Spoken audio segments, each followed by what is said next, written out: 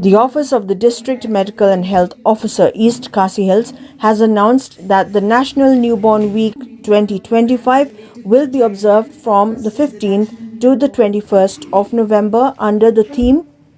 Newborn Safety, Every Touch, Every Time, Every Baby. Addressing the media on Wednesday, officials from the DM&HO office stated that the week-long observance seeks to reinforce awareness on newborn health and promote safe practices to ensure every infant receives appropriate care. The initiative aligns with the government's continued efforts to reduce neonatal mortality and improve maternal and child health outcomes. The department also informed that the SARS Campaign 2025, or the Social Awareness and Action to Neutralize Pneumonia Successfully campaign, will be rolled out from the 12th to 28th of February 2026. The campaign aims to enhance community engagement and preventive action against childhood pneumonia, one of the leading causes of under 5 mortality in the country. Social awareness and action to neutralize pneumonia successfully. Kapag sedang nadukhat tarik November hadu apa tarik February. Kini kalau bangin ai kata kecing pensai sekipat ba. Kumno bangin ya dapat kumno bangin le ban penhiar ya kecing yap jong dikulung na kadauka pneumonia. Tikini kesas campaign nila iyo hangning nila ai training ya bar khaki healthcare workers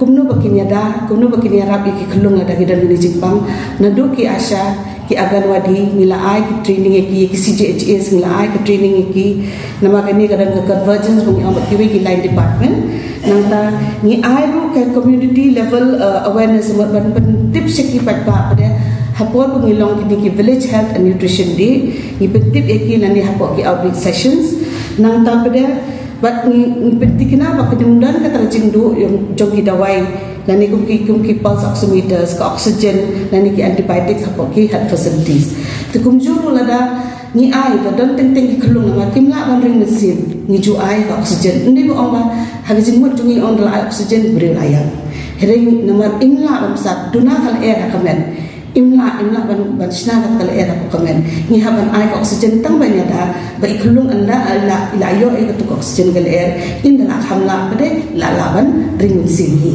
Kal air kelawan ia baka nak ka patu. Kata kada gue banginum di ban soto bakla bale bagi ai oxygen. Kedon ki kimi yin sumar tang bangim tere ban ai oxygen.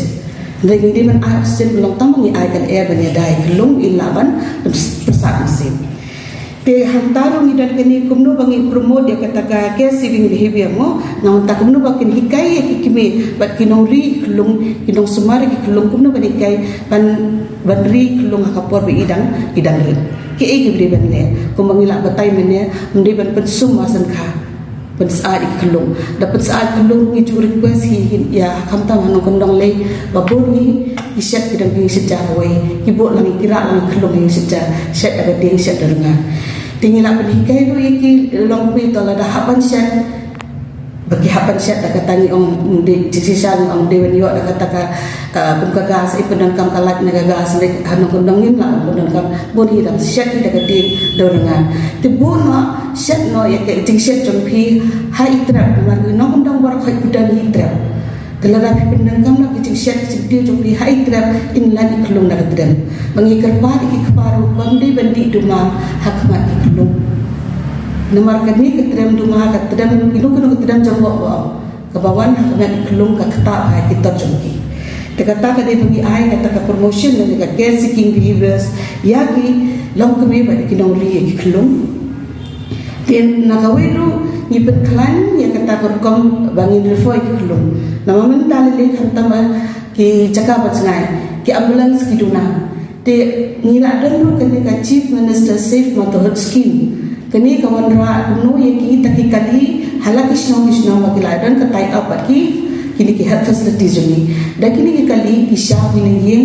ki asha ka dan ki number ki asha na yin kelung wan bu hospital nang takisa kat bade lada ngah apa ki health facilities apa ki PHCs na ki CCs la hapan rap yang kelung la ada kam daga 108 la shaf daga 108 penang tu na facility ban ram de sesar tanulu gejik suman